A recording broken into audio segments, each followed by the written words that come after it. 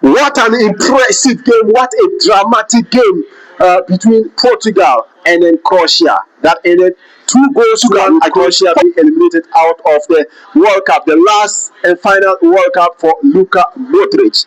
Charlie, this was dramatic. Hey!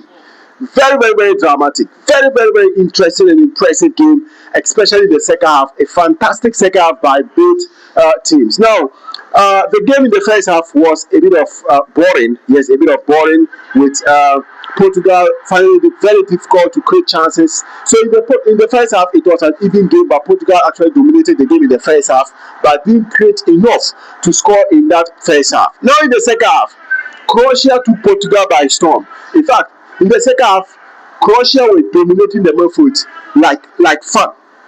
They were creating chances. They were dominating. Like they were very, very, very, very effective. And now they were attacking Portugal. Portugal had more possession because of the number of passes they completed. But Croatia were very direct and very, very, very aggressive. They were winning the midfield battle. It's so much so that they have to substitute Vitinha in the second half. So they got the first goal around, I think around the 60th minute or around the something minute, where they got the first goal through Perisic, a 37-year-old, still making it and scoring for Croatia. Then after that, I don't know, they were playing better. They were creating more chances. They could have even doubled the lead, but I don't know, they were wasteful. And then Portugal got a penalty.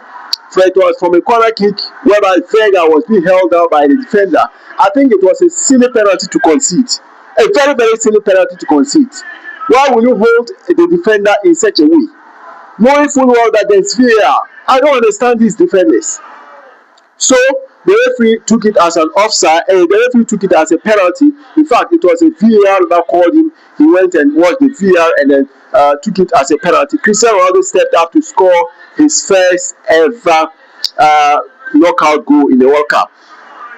So by doing that, Cristiano Ronaldo is now the highest goal scorer in Portugal history as far as the World Cup is concerned, taking the record, setting his own record from Eusebio. Croatia was taking Portugal waves upon waves, creating a lot of chances. Kovacic hit the post. Costa made a crucial save again from Kovacic. Like Croatia were creating those chances. Then Martinez had to make the big call by substituting Cristiano Ronaldo, and then bringing in Gonzalo Ramos and also brought in Conceição. Now, that actually changed the game for Portugal. Immediately that substitution was made, Portugal started to regain momentum. Pressing, they were controlling, they were attacking, and then they got the goal through Gonzalo Ramos. It was a typical number 9 goal. These goals are not taught. No coach can teach how to score this type of goal. The defenders were very well aware of the situation. They were very sure that they squeezed him in the middle. How Gonzalo Ramos managed to get the ball is what we need to ask him of.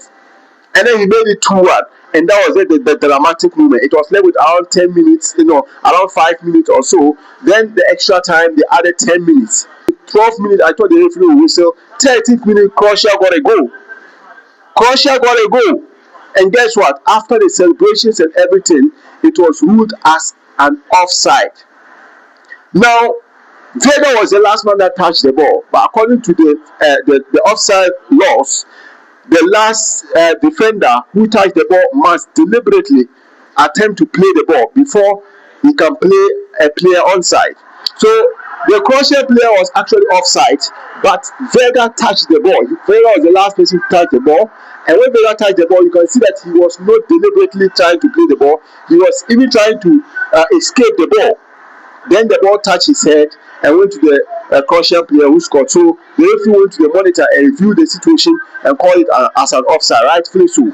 So Croatia, upon that, they still tried to see if they can get a goal, but unfortunately, it was not enough for them. Their effort was not enough for them. But I think that for me, overall, they were the best side. They were the better side.